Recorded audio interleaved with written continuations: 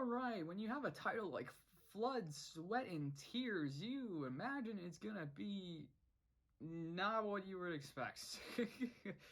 So, this is the Owl House. This is Amphibia. This is episode 2B. This is Flood, Sweat, and Tears. Yeah, I was thinking one thing that this episode was gonna be, and it turns out it was gonna be a completely different thing. So, pretty much the majority of this episode is Sprig and Anne having to share a room because Anne, at the beginning, a flood happens in the house, and of course it's a flood, and where you think most of the water is going to be in the basement, which is where Anne's sleeping, so she can't sleep down there for a bit. And Hop Hop is saying like, one, he's like, this is pretty interesting. Hop-Ups, it said it's river water, so you don't know you don't know what's in it, so they have to figure out, he says he's gonna try and fix it, and of course it's like, alright, well, Sprig's like, well, that means you can stay up in my room, and it's like, and Sprig, at the beginning of the episode, they were getting along, they were kind of doing like a skeet shooting with bugs. It's like, and like, I set him up, you knock him down, and vice versa. So, or no, wait, Sprig's like, I set him up, you knock him down. So, yes. So, and then Pop-Up's like, oh, hang on, just because you two are maybe best friends, but when you guys start sharing a room together and you start, all this stuff, and then he trails off about stuff that happened. That pretty much signals that he used to have roommates. And it's pretty much what you would expect for an episode like this, when it's like two people who are very close suddenly are sharing a room. At first it seems like it's going pretty well, but then they notice the problems that each one has. And I can say, like, I've had a few roommates in my life. College-wise, actually, I think college-wise, I've had the best roommates. Like, I bunked with my brother for 10 years of my life, and I definitely remember nights where we could not work with each other. We could not work with each other. It was so bad. And yeah, so this one, it's it's pretty interesting because they spend 10 days with this. Like, they don't just go with a couple of days, they spend 10 days with this.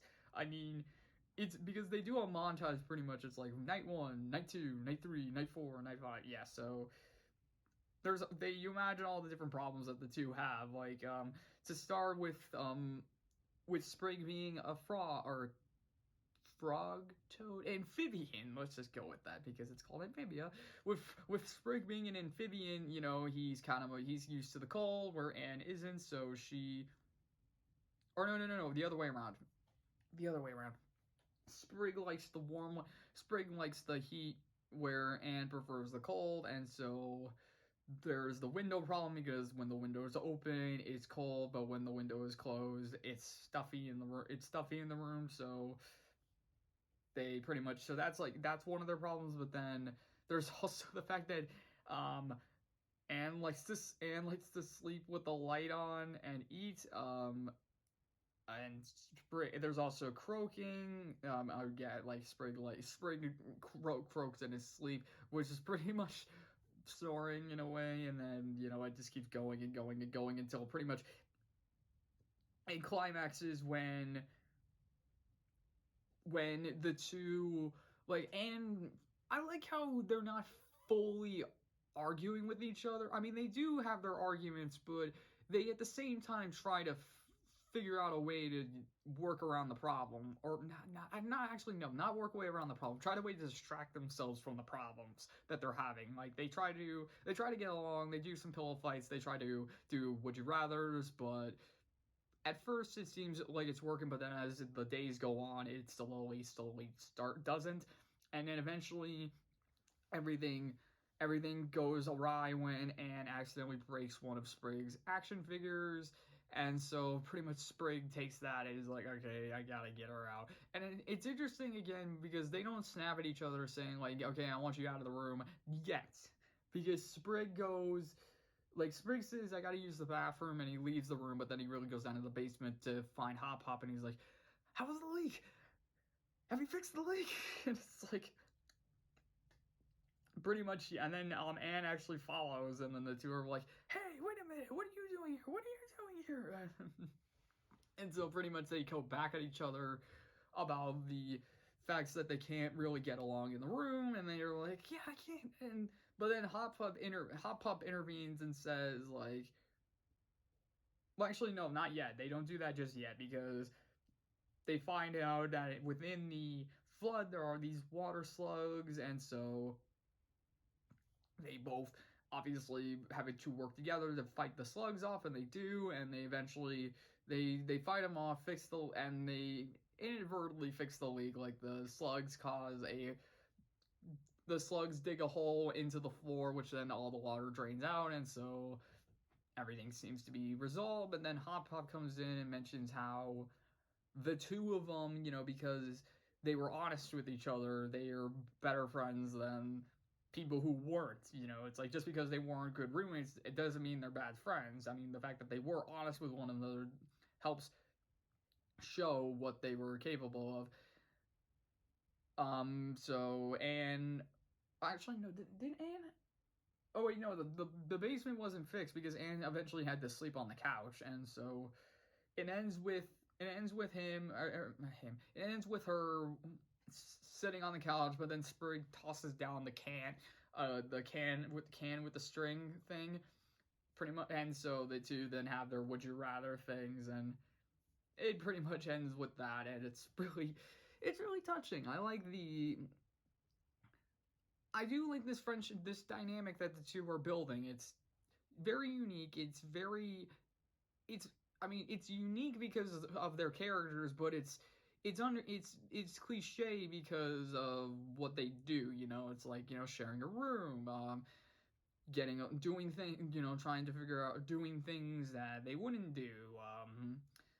That's pretty much what they're doing in these first few episodes. So, and again with the way they do the battle, it's like Sprig's like, I'll set him up, you knock him down, and I like the creativity that these fights have, and that's something from the Owl House that I don't really recall that much in the first season. Like, there are really good fights in the Owl House, but they're really spread out in terms of creativity. Like, there's a few battles that really don't feel like battles. It's just them trying to run for their lives and escape. Like, there's a few in this one too. There's a few in this show too, but usually they try to stand up against the beast and fight it off, and it's very creative. Like this one, it's like they're battling water slugs, and so what does Sprig do?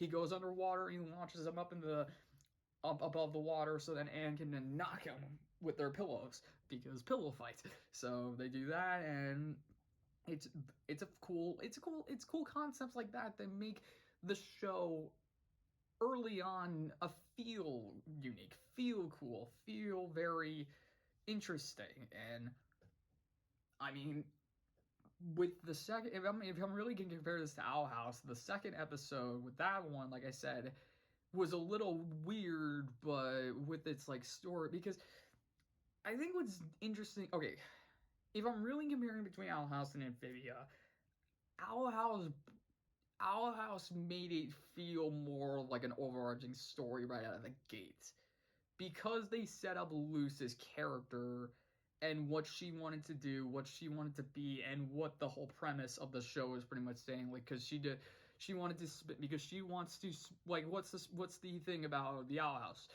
And early on, she wants to spend the summer with this witch and learn to be a witch herself. That's pretty much the early premise of the Owl House. What's the premise of this?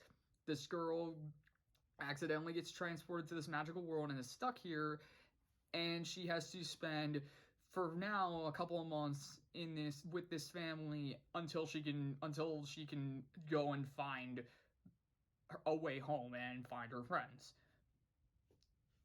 So like this one, it's more of like this one. So in this show, they're just focusing on what she's doing in the meantime, and saving pretty much the bigger story for later. Whereas Owl House, it was more of like she brings it up she's like when Luce wants to be a witch, and in each episode they kind of do bring it up, like, hey, what are we gonna do today? Are we gonna learn about spells, potions? Am I gonna go on some dark, twisted quest that could possibly grow? Like, so I think that's the main difference that I get out of this, is the fact that Amphibia right now, it's like these are a lot of filler-ish episodes, but they build up. They build the characters, which is what you got to do for a show. You got to build your characters.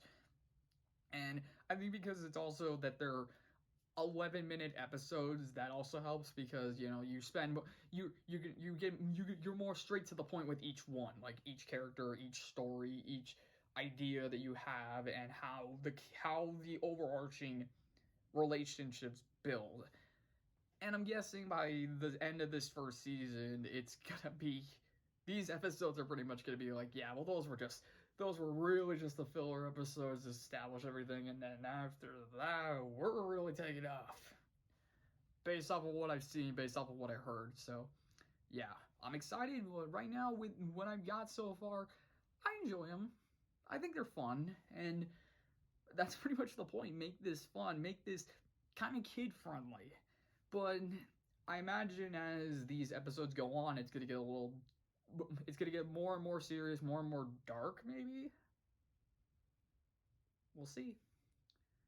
Alright, well, hope you guys enjoyed that little rant, so see you in the next one.